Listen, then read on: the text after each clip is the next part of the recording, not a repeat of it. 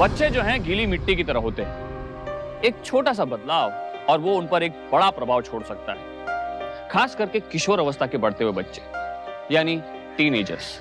माँ बाप के बीच का तनाव हो, लड़कपन में हुए इश्क की उलझनों को सुलझाने की जद्दोजहद, एक छोटे से किस्से को एक बड़ा हादसा बनते देर नहीं लगती। मासूम बच्चों के प्रभावशाली दिमाग पर क्या असर कर जाए ये कोई नहीं जानता। मुंबई की 15 साल की काजल आम टीनेजर की तरह एक बहुत ही तेज दिमाग वाली हंसती खेलती बच्ची थी। उसके न चाहते हुए भी उसे शहर छोड़ना पड़ा और नागपुर जाकर अपने परिवार के साथ बसना पड़ा। शहर क्या छोड़ा, उसकी हंसी ही छूट गई। उस शहर में उस बच्ची के साथ ऐसा क्या हुआ जिसने उसे एक बहुत ही खतरनाक राह पर चलने पर मजबूर कर दिया।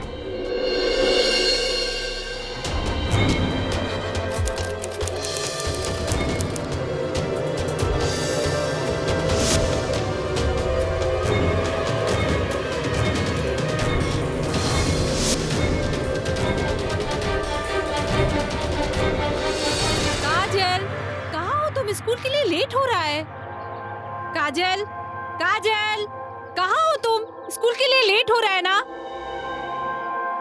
काजल, स्कूल जाने से पहले कहाँ कहाँ भटकती रहती हो तुम? ये लो दूध पियो। लो काजल, और आ जाओ, मैं तुम्हारे बाल बना देती हूँ। ये क्या माँ, दूध में चॉकलेट पाउडर क्यों नहीं है? आपको पता है ना मुझे बिना चॉकलेट पाउडर के दूध पसंद नहीं है। काजल, चॉकलेट पाउडर खत्म हो गया है, मैं कल ले आऊंगी। फिर दूध भी कल ही पीऊंगी। एक तो ये जगह मुझे बिल्कुल पसंद नहीं, एक दूध का ग्लास भी मेरे पसंद का नहीं है। मुझे वापस मुंबई जाना है। काजल बेटा,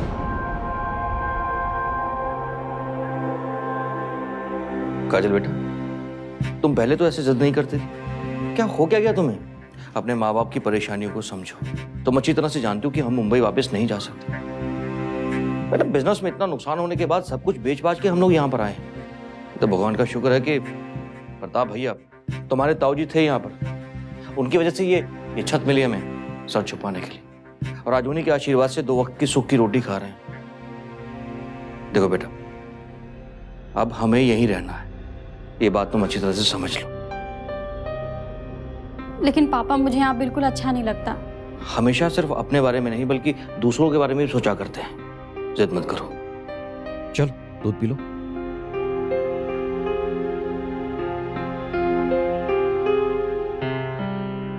शाबाश।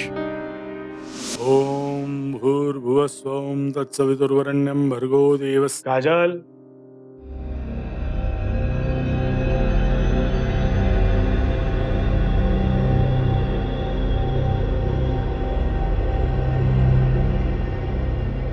खुश रहो।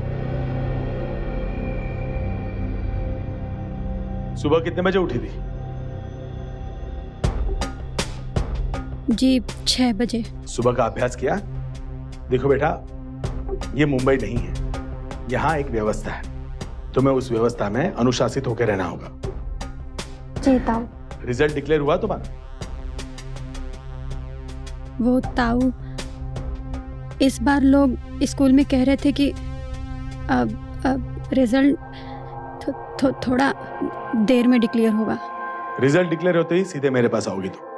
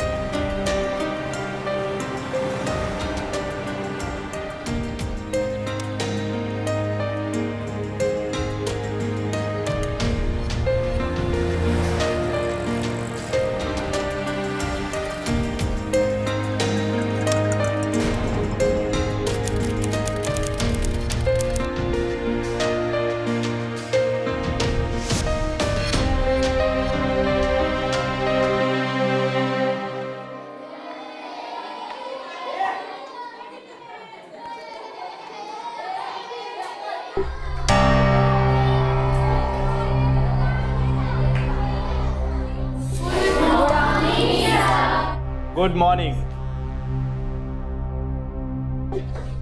आज आपको मिड टर्म्स पेपर की आंसर शीट मिलेगी। सबको ये आंसर शीट घर ले जाकर अपने पेरेंट्स को दिखाना है और यहाँ कॉर्नर में उनकी सिग्नेचर लेनी है। Roll number 1। रिजल्ट डिक्लेयर हुआ तुम्हारा? रिजल्ट डिक्लेयर होते ही सीधे मेरे पास आओगी। Roll number 4।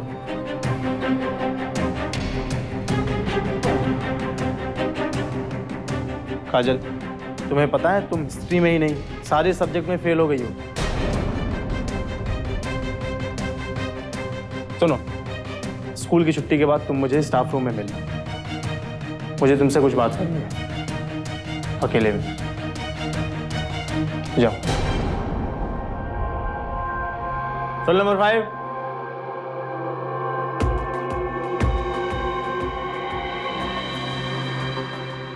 सेवन,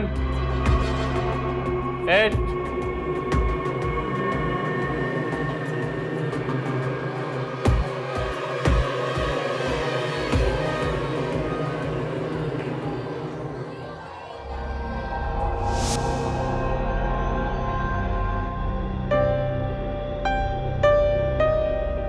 किसका चेहरा बना रही हो? लगता है हमारे प्रिंसिपल का है, तभी इतना डरावना है। वो बस ऐसे ही। लंच किया? मुझे भूख नहीं है। चलो कुछ खा लेते।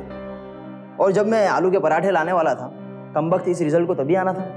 मैंने कहा ना मुझे भूख नहीं है। पर मुझे तो बहुत भूख लगी है काजल, मेरे लिए खा लो। और तुम इस रिजल्ट पे ध्यान मत दो, ये मार्क्स क्या हाथ का मेल है। अगर आज नहीं है तो कल होगा, प्लीज।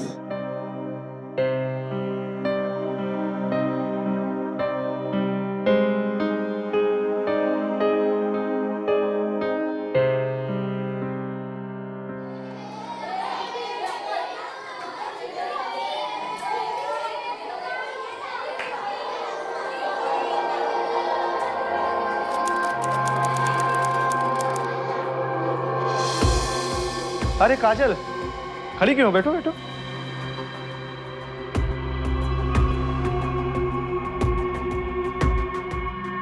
क्या हुआ काजल? इतने बुरे मार्क्स? देखो, जब तुम स्कूल में आई थी तब तुम्हारे रिकॉर्ड्स कुछ और कह रहे थे, और अभी इतने बुरे मार्क्स। कोई परेशानी? अगर तुम्हें कोई परेशानी है तुम मुझसे कह सकती हो, मैं सब ठीक कर दूंगा।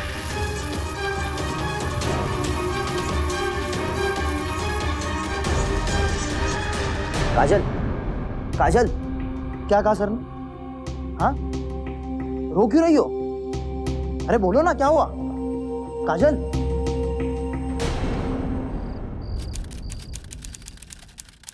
डायरी लिखने से नंबर्स नहीं आते।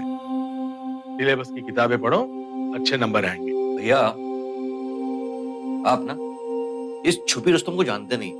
मुंबई में कभी भी फर्स्ट पोजीशन के नीचे तो आई ही नहीं। देख लेना भैया, एक दिन मेरी बेटी मेरा ऐसा नाम रोशन करेगी कि सारा का सारा शहर देखता रह जाएगा।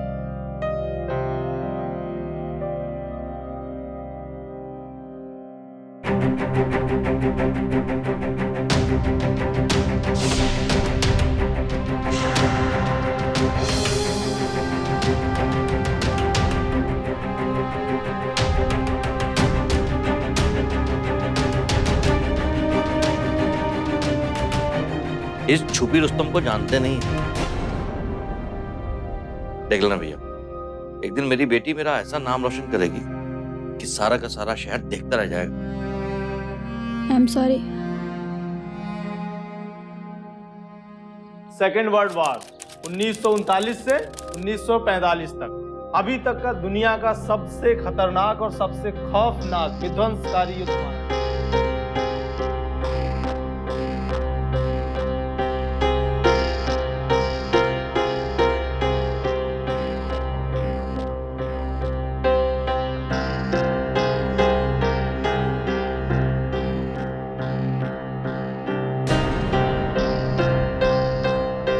देखो, जो हुआ उसे भूल जाओ और अब आगे की सोचो। तुम्हें कभी भी किसी भी चीज की जरूरत हो, सीधा मेरे पास आना।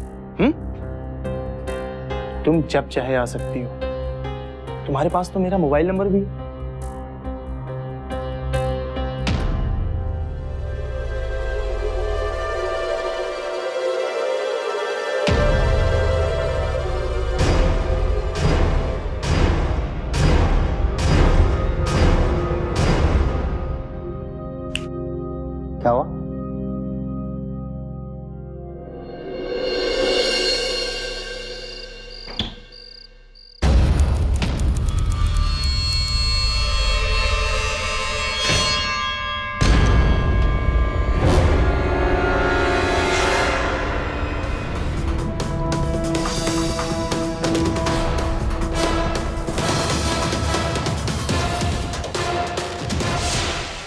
काजल, क्या है ये सब? हाँ, ये चोट तुम्हें लगी कैसे? वो मैं कुछ दिनों से देख रहा हूँ, तुम ना ही ठीक तरह से कुछ खाती हो, गुमसुम रहती हो। जब मैंने तुम्हें पहली बार देखा था तब तुम ऐसी नहीं थी। ऐसा क्या हो गया इन 2 महीनों में काजल कि तुम इतनी सब बदल गई? आलोक, मुझे यहाँ बिल्कुल अच्छा नहीं लगता। पता है, मैं जिंदगी में कभी फेल नहीं हुई और मेरे पापा को कभी नहीं लगता था कि मैं 2nd क्लास आऊंगी। और आज मैं पापा को किस मुंह से बताऊंगी कि उनकी बेटी 2nd क्लास तो बहुत दूर की बात है, वो तो फेल हो गई सारे सब्जेक्ट्स में। आलोक, चलो ना, मुंबई भाग चलते हैं। काजल, मैं जानता हूँ यहाँ तुम्हें कुछ अच्छा नहीं लग रहा है। इसका मतलब ये नहीं कि हम घर छोड़कर मुंबई भाग जाए। मैं जानता हूँ कि एडजस्ट करना मुश्किल है, लेकिन वक्त के साथ सब ठीक हो जाएगा। और इनफैक्ट मैं तुम्हारी मदद करूँगा पढ़ाई करने में, और देख लेना अगले सेमेस्टर में तुम फिर से टॉप करोगी। आलोक, तुम समझ नहीं रहे हो। मैं समझ रहा हूँ पापा।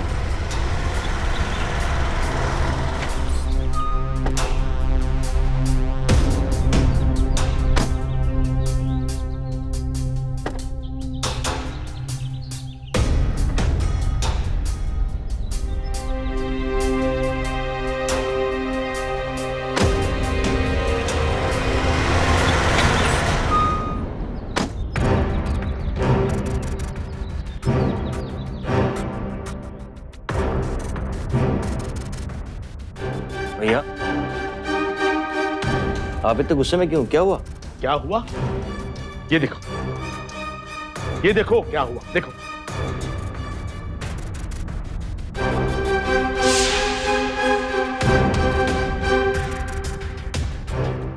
काजल, तुम और फेल? पापा, आई एम वेरी सॉरी।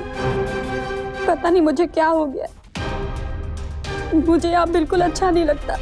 अच्छा नहीं लगता इसलिए फेल हो गई? और ये 40 सिग्नेचर करने की क्या वजह है तुम्हारे पास? बोलो। झूठ और मक्कारी के लिए वजहों की नहीं, नीयत की जरूरत होती है।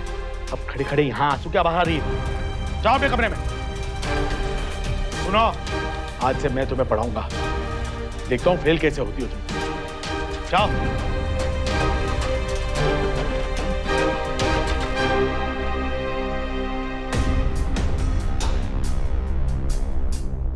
तुम्हें लगता होगा कि मैं बहुत सख्त हूं, लेकिन अगर अभी लगाम नहीं लगाई तो आगे हमें ही पछताना होगा। भैया, आपको जैसा ठीक लगे वैसा कीजिए। मैं देखता हूं, आखिर घर की ही बच्ची है। काजल, उठो बेटा, कितनी देर से? काजल, काजल, इसको तो बहुत तेज बुखार है। काजल, सुनिए, काजल को बहुत तेज बुखार है और वो नींद में कांप रही है। नहीं, काजल, काजल, ये डॉक्टर साहब है, तुम्हारे इलाज के लिए आए हैं बेटा, डरो मत।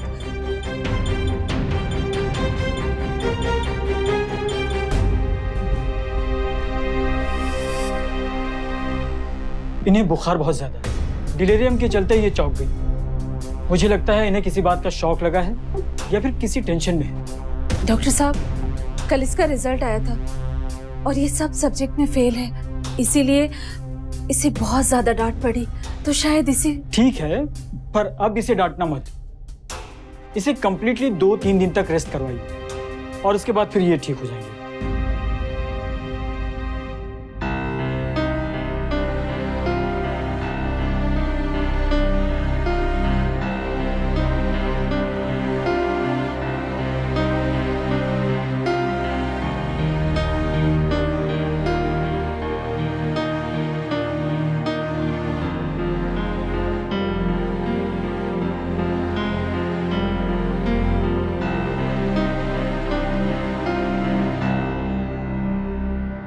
अब बुखार उतर गया है, तबीयत भी ठीक नजर आ रही है। 2 दिन से स्कूल नहीं गई, पढ़ाई का काफी नुकसान हो गया। थोड़ी पढ़ाई कर लेते हैं।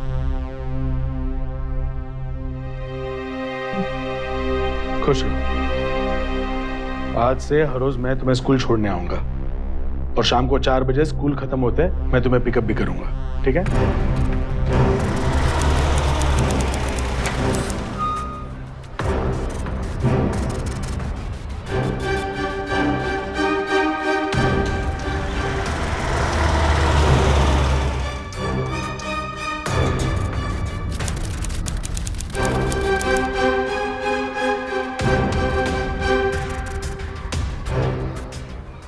बेटा सुनो, तुमने काजल को कहीं देखा? मैं उसका ताऊजी हूँ। नहीं अंकल, क्लास में तो थी, शायद घर चली गई होगी।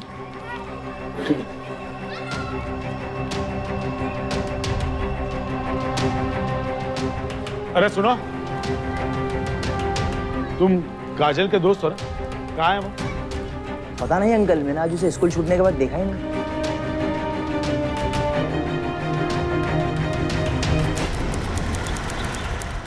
सुधीर, बहू, जी भाई साहब। काजल कहाँ है? घर आ गई? काजल, उसे तो आप लेने गए थे ना? कहाँ चली गई होगी ये लड़की? भाई साहब, क्या हुआ? कुछ परेशान लग रहे हैं आप? काजल को लेने उसके स्कूल गया था लेकिन वो वहां नहीं है। मुझे लगा घर आ गई होगी लेकिन घर पे भी नहीं है। कहाँ गई ये लड़की? हो सकता है कि अपनी किसी दोस्त से मिलने चली गई हो।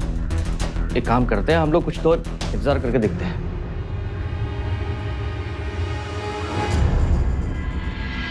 चार घंटे हो गए भैया, सब जगह ढूंढ लिया, कहीं पता नहीं चला उसका। भैया मैं तो कहता हूँ हमें जल्द से जल्द पुलिस को इन्फॉर्म करना चाहिए। तुम ठीक कह रहे हो, पुलिस को इत्तला कर ही देते हैं। अचानक से काजल गायब हो गई थी। उसके स्वभाव में एक बहुत बड़ा बदलाव आया था। न पढ़ाई में उसका मन लग रहा था और ना ही वो ठीक से किसी से घुल मिल पा रही थी। स्वभाव में एक अस्थिर बना आ गया था। टीनेजर्स अक्सर ऐसे रेडिकल बिहेवियरल चेंजेस तब दर्शाते हैं जब उनकी जिंदगी में बहुत ही बड़ा हादसा हुआ। खुद को चोट पहुंचाना उनके लिए एक राहत या पलायन का जरिया बन जाता है। ऐसा क्या हो रहा था जिससे काजल भाग रही थी? एक पूरी रात एक 15 साल की लड़की गायब थी और किसी को नहीं पता था कि वो कहां चली गई थी और क्यों। काजल स्कूल में आखिरी तक थी जी। और जब स्कूल छूटा तो किसी ने उसे नहीं देखा। नहीं, ऐसा कैसे हो सकता है? पता नहीं इंस्पेक्टर साहब, रोज तो जब स्कूल छूटता था तो सीधे घरे आती थी। आपके किसी के साथ कोई दुश्मनी? नहीं इंस्पेक्टर साहब, हमारी किसी से कोई दुश्मनी नहीं है। या फिर लड़की का किसी के साथ कोई अफेयर वगैरह? इंस्पेक्टर साहब कैसी बातें कर रहे हैं आप? मेरी बेटी की उम्र महज 15 साल है अभी। देखिए, वो आपकी बेटी है इसलिए आप ऐसा कह रहे हैं। अक्सर इस उम्र के बच्चे ऐसी नादानियां कर बैठते हैं। रोज हमारे पास ऐसे कई केसेस आते हैं। अगर आपको थोड़ी सी भी कोई जानकारी है तो हमसे मत छुपाइए। इंस्पेक्टर साहब, एक लड़का है जिसे अक्सर मैंने काजल के साथ देखा है। आज जब मैंने उसे काजल के बारे में पूछा तो उसने कहा कि उसे कुछ नहीं पता। हमारा उस लड़के से मिलना बहुत जरूरी है। उसका कोई और दोस्त हो सकता है जिसे काजल ने कभी कुछ बताया हो। सर, वो किसी से ज़्यादा मिलती जुलती तो नहीं थी, लेकिन हाँ सर, अभिनव सर ने अपना नंबर तक दिया था उसे और वो कहीं ना कहीं किसी तरह से काजल से मिल ही जाते थे हमेशा। अभिनव सर? इंस्पेक्टर साहब, बच्ची का एकेडमिक रिकॉर्ड दिनों दिन खराब होता जा रहा। बहुत ही ब्रिलियंट स्टूडेंट है वो, मगर पिछले कुछ दिनों से वो बहुत गुमसुम रहने लगी थी। मेरे कई बार पूछने के बाद उसने बताया था कि दरअसल वो ये शहर में रहना ही नहीं चाहती, वो कहीं और रहना चाहती है। कहाँ? मुंबई। तो फिर कहीं ऐसा तो नहीं कि ये बच्ची मुंबई भाग गई हो सकता है। इंस्पेक्टर साहब, हम लोग जब से मुंबई से यहाँ शिफ्ट हुए ना, काजल लगातार मुंबई जाने की जिद कर रही थी वापस। विश्वास, सब कॉल करके मालूम करो मुंबई जाने वाली सारी ट्रेन की टाइमिंग क्या क्या है। Yes sir. हो ना हो ये बच्ची मुंबई की तरफ ही रवाना होगी। Correct. Thank you sir. Yes. कल दोपहर 2:30 बजे मुंबई के लिए आखिरी ट्रेन निकली थी और आज 1 बजे मुंबई के लिए एक ट्रेन निकलने वाली थी। गुड। इसका मतलब है कि ये कल की ट्रेन तो इसने ली नहीं होगी, क्योंकि उस वक्त वो स्कूल में ही थी। तो हो ना हो ये आज की ट्रेन ही पकड़ेगी। अभी 12 बज रहे हैं, 1 घंटा है हमारे पास, हम उसे पकड़ सकते हैं। चलो मूव। यस।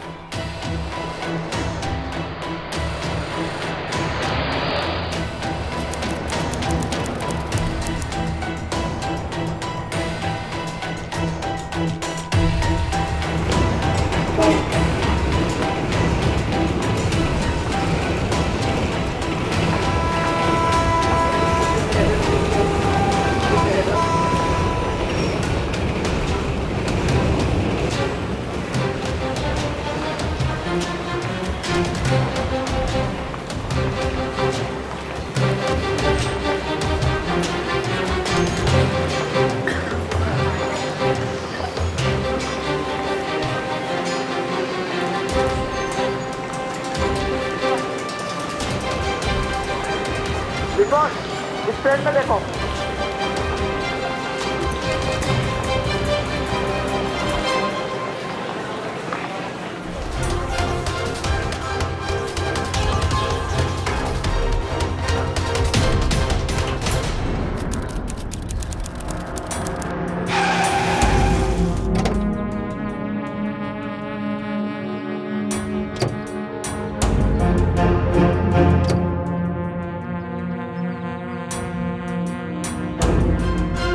आप लोगों का अंदेशा बिल्कुल सही था।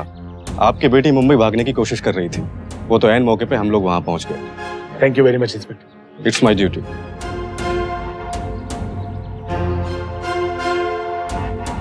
काजल, काजल, दिमाग खराब हो गया तुम्हारा? उस दिन मैंने तुमको कितना समझाया, तुम्हारी समझ में कुछ आता भी है या नहीं? पापा वो क्या पापा? सुधीर, लेकिन भैया अभी इसे कोई कुछ नहीं कहेगा। बेटा जाओ, मामला नाजुक है, संभाल के। मैं बात करता हूं उससे।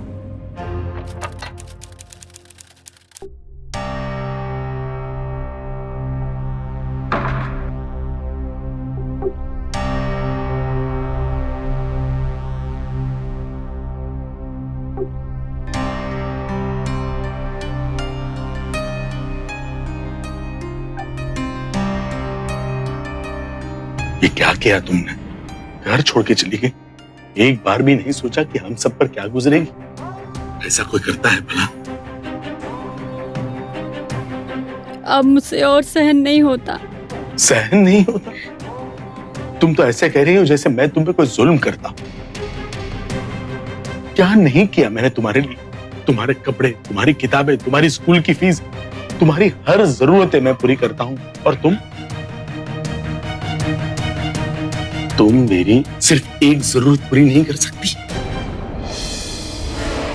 तुम्हें क्या लगा था कि तुम भाग जाओगी और मैं तुम्हें जाने दूंगा? मेरी मुट्ठी, मेरी चुंगल में हो तुम। अगर तुम चाहो तो भी आजाद नहीं हो सकती, क्योंकि मैं तुम्हारा नसीब हूं और मेरी जरूरत पूरी करना यही तुम्हारी नियति है। ये जितना जल्दी समझ लो अच्छा होगा, समझी? तेरा बाप मेरे टुकड़ों पे पल रहा है। कहीं अगर मैंने मुंह फेर दिया तो पूरा परिवार दाने दाने के लिए तरसेगा। रास्ते पे आ जाओगे तुम लोग, भीख मांगोगे, और इस सदमे से तेरा बाप खुदकुशी कर लेगा, और तेरे बाप का खून तेरे सिर पे होगा। क्यों ये सब? क्यों अपने ताऊ जी को एक थोड़ी सी खुशी से महरूम रखना चाहती हो तुम? जब तक मैं खुश हूं, तुम्हारा बाप सुख से जी पाएगा। अपनी बाप की खुशी के लिए एक छोटी सी कीमत इतना नहीं कर सकती तुम?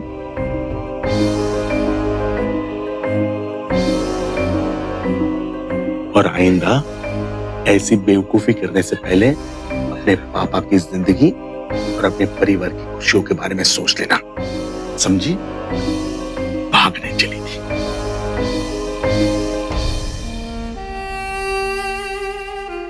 ऐसे दरिंदे अक्सर काफी सोची समझी साजिश के तहत मासूमों को अपना शिकार बनाते हैं। पीड़ित के परिवारजन इस भरोसे से अपना बच्चा उनके हवाले करते हैं कि वो तो हमारे बच्चे के हितकारी है, लेकिन बेचारे परिवार वाले क्या जाने कि ये आदमी सा देखने वाला इंसान हैवानियत की एक जीती जागती मिसाल है, जो उनके बच्चों को शोषण करते दौरान इस कदर डराते हैं जिससे कि उनका बच्चा अपने ही माता पिता को अपने आप पर बीत रही त्रासदी को बताने से डरता है। और यही वजह है कि ऐसे हजारों बच्चे हैं जिनके जहन में ये भयानक याद एक खामोश दाग बनकर ता जिंदगी के लिए रह जाती है।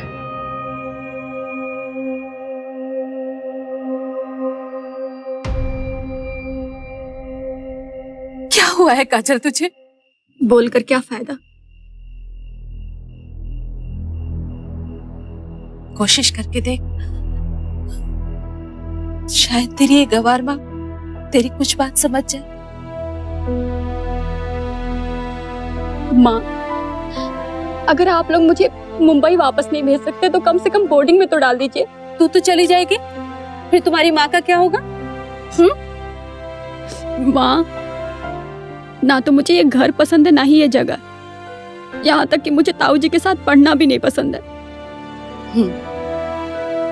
समझ सकती हूँ मैं, लेकिन बेटा ताऊ जी तुम्हारी मदद कर रहे हैं पढ़ाई में। जिंदगी में हमेशा हमें वो चीजें नहीं मिलती जो हमें पसंद होती है, लेकिन हमें एडजस्ट करना पड़ता है। और देखो तुम्हारे पापा भी तो फिर से कोशिश कर रहे हैं अपना बिजनेस सेट करने की, और ताऊ जी ने हमारी बहुत मदद की है। हमें तो भगवान का शुक्रिया अदा करना चाहिए कि ताऊ जी का हाथ हमारे सर पर है। उन्होंने बहुत कुछ किया है हमारे लिए बच्चा।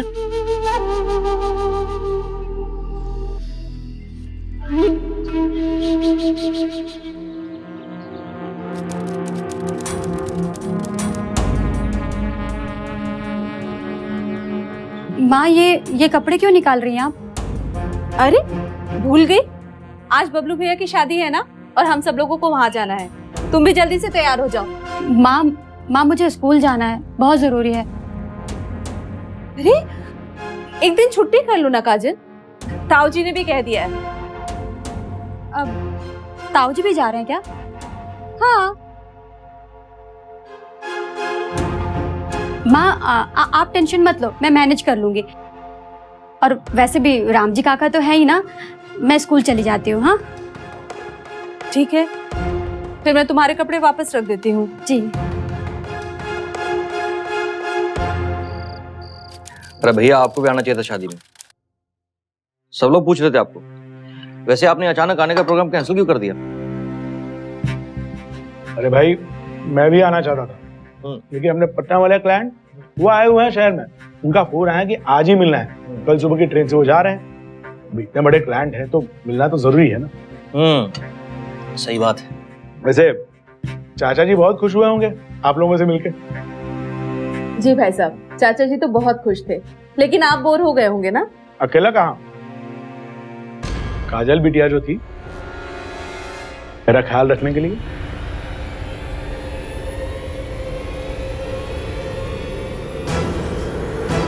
बहुत खातिर की है इसने आज मेरी।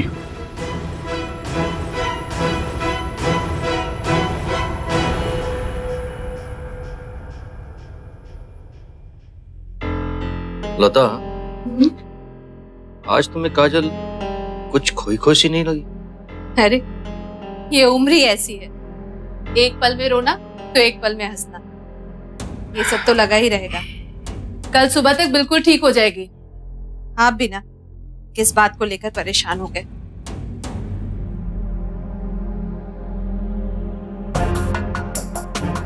अरे ये काजल की डायरी है। अरे क्या कर रहे हैं आप? मत पढ़िए उसकी डायरी। आपको तो पता है ना, काजल को ये बिल्कुल अच्छा नहीं लगता कि कोई उसकी डायरी पढ़े। क्यों चिढ़ा रहे हैं बच्चे को आप? अरे कुछ नहीं होता, वैसे भी कहाँ पता चलेगा उसे। पहले तो जितनी कविताएं लिखती थी सब आगे सुनाती थी, आजकल तो उसके मुंह से दो बोल भी निकल जाए ना तो भी गनीमत है। डर और नफरत के आशियानों में खो सी गई हूं, किससे कहूं, कैसे कहूं। सिसकियों और चीखों में कैद सी हूं, किससे कहूं, कैसे कहूं। बंद दरवाजों की कहानी बनकर जी रही हूं, किससे कहूं, कैसे कहूं। लता क्या है ये? 15 साल की बच्ची और इतनी हताश। लता कुछ तो है जो हम लोग नहीं देख पा रहे, वरना इतनी छोटी बच्ची की सोच ऐसी हो ही नहीं सकती। मैं बात करता हूं काजल से।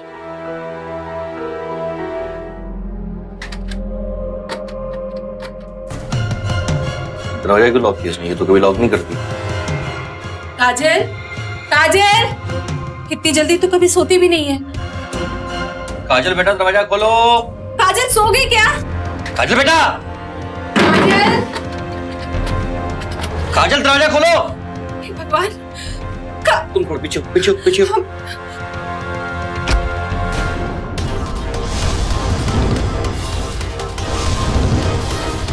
काजल, काजल काजल ये क्या? काजल, बता क्या परेशानी है?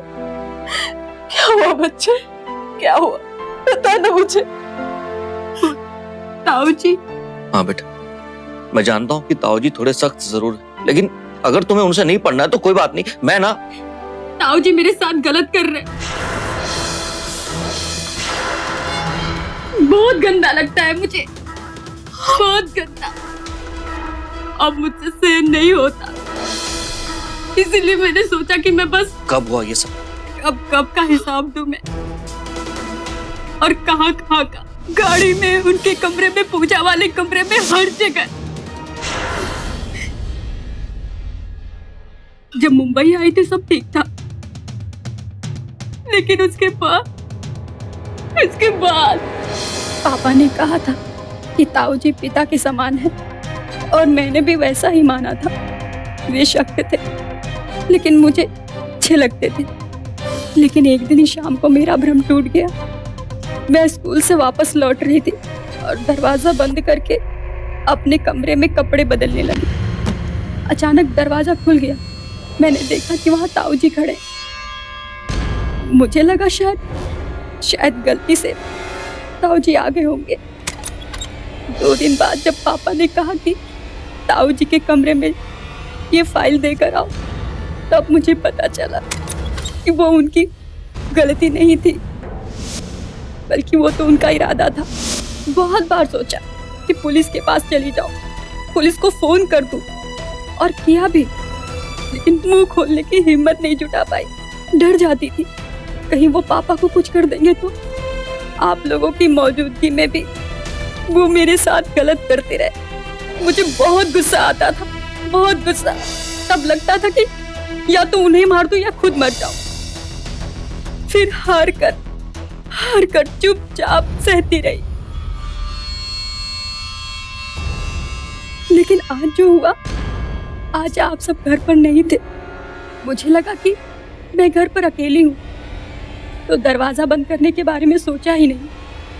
इसीलिए आप लोगों के कमरे में जाकर अपनी डायरी लिखने लगी, और अचानक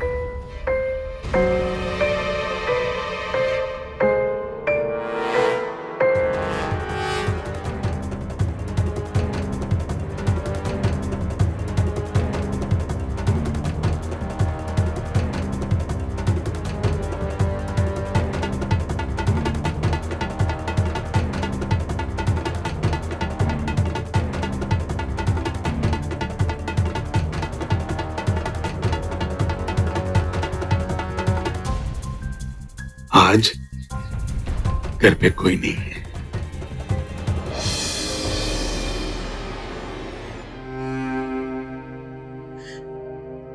एक बार कुछ कह दिया होता। कोशिश की थी, बहुत बार कोशिश की थी, लेकिन शर्म भी आती थी और डर भी लगता था। कैसे माँ हूं मैं, जो अपने बच्चे के आंसू भी नहीं पढ़ पाए।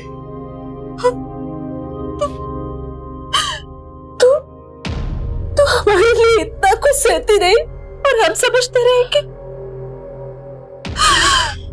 सॉरी बेटा, सॉरी। पापा मैं स्वार्थी नहीं हूँ, मैं नहीं हूँ स्वार्थी पापा, लेकिन अब मुझसे सहन नहीं होता। मुझे माफ कर दीजिए। तू माफी क्यों मांगेगी? माफी तो वो कमीना मांगेगा। तूने कुछ गलत नहीं किया, पाप तो उसने किया। मैं उसे छोड़ूंगा नहीं। साले उठ, उठ, खड़ा हो, सो के रहा है। साले आज तो मैं तेरा किस्सा यहीं तमाम कर दूंगा। खड़ा हो। ये क्या बदतमीजी है? तुम होश में तो हो? होश में तो मैं अब भी आया हूँ। हमेशा मैं तेरे को अपना बड़ा भाई नहीं बल्कि बाप मानता रहा, और तूने अपनी बेटी जैसी बच्ची के साथ मुझे तो बोलते हुए शर्म आ रही है। और ये सब झूठ बोल रही है। बाहर लड़कों के साथ में गुलछरे उड़ाती है और अब मेरा नाम देती है। मैंने खुद ने उसे देखा है दूसरे लड़कों के साथ में गुलछरे उड़ाते हुए। तेरी लड़की एक नंबर की चालू है। अगर एक शब्द भी निकाला ना मेरी बेटी के खिलाफ, तो तेरे को यहीं पर जिंदा काट दूंगा मैं। अरे माना कि तेरे पास आए थे हम मदद मांगने के लिए, लेकिन अपनी बेटी का सौदा करने नहीं आए थे तेरे पास। इस मासूम को इसके बाप का नाम ले लेकर डराता रहा, उसका शोषण करता रहा। ये मासूम बेचारी अपने बाप के प्यार के कारण सब कुछ सहती रही। इसकी सजा तो तुझे जरूर मिलेगी, इसकी तो सजा तुझे भुगतनी पड़ेगी। मुझे सजा देगा तू? अरे तेरी औकात क्या है? यदि औकात जानना चाहता है तो मैं वो बाप हूँ जो तुझ जैसे हजार अपनी बेटी के नाम पे कुर्बान कर सकता हूँ। और मेरी औकात का हिसाब लगाने के लिए सलाखों के पीछे बैठकर सालों तक हिसाब किताब लगाते रहना। आप पुलिस में जाएंगे, लेकिन इससे तो काजल की बदनामी होगी ना। बदनामी मेरी बेटी की क्यों होगी? अरे बदनामी का डर गलत को होता है, सही को नहीं। मैं जो भी कुछ करने जा रहा हूँ ना, अगर एक बाप होकर अपनी बच्ची को इंसाफ नहीं दिला पाया ना, तो मैं किस बात का बाप? मेरी बच्ची पाक साफ है, मेरा गरूर है, और इस हैवान की जगह यहां पर नहीं, सलाखों के पीछे है।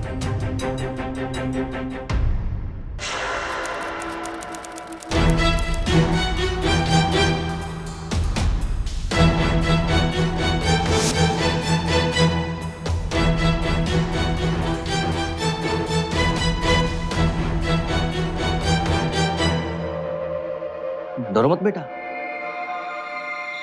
अब तुम्हें कभी भी कोई भी चोट नहीं पहुंचा पाएगा। अपने साथ हुए गलत को कभी अपनी पहचान मत बनने देना। ना तो तुम इसके लिए जिम्मेदार थी और ना ही तुम्हें कोई दागदार कर पाएगा। तुम पहले भी मेरी जान थी, आज भी हो और हमेशा रहोगे। शराफत का मुखौटा लगाकर प्रताप जैसे दरिंदे हमारे समाज में, हमारे ही परिवारों में घुले मिले रहते हैं। आज के इस एपिसोड में हम माता पिताओं को सिर्फ एक चेतावनी नहीं दे रहे हैं, लेकिन बढ़ते हुए बच्चों में एक जागरूकता लाने की एक कोशिश भी कर रहे हैं। अगर आपके साथ कोई भी इंसान कुछ गलत करे तो आप उससे डरकर सहम मत जाइएगा। अपने माता पिता या किसी बड़े बुजुर्ग या अपनी टीचर को अपनी व्यथा से अवगत कराइए, क्योंकि ऐसे इंसान की ताकत आपके डर में होती है। असल में ये बहुत ही कायर और विकृत प्रवृत्ति के होते हैं और उनका स्थान समाज या आपके घर में नहीं, जेल की सलाखों के पीछे है। सरकार ने कई चाइल्ड हेल्पलाइन नंबर्स भी जारी किए हैं। अगर आपको अपनी गोपनीयता बनाए रखनी है तो आप इन नंबर्स की सहायता भी ले सकते हैं।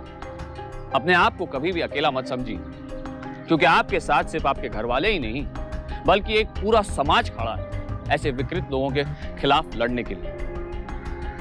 हम माता पिताओं से आग्रह करते हैं कि ऐसे जुर्म को अनदेखा मत करिए, ये सोचकर कि वो तो सिर्फ एक बच्ची है, वक्त के साथ सब ठीक हो जाएगा। यौन शोषण के घाव अगर भरे न गए तो जिंदगी भर का नासूर बन सकते हैं। इसी के साथ मैं आपसे विदा लेता हूं। कल फिर मिलेंगे ऐसी एक दास्तान के साथ। तब तक सावधान इंडिया, इंडिया फाइट्स बैक। तो सावधान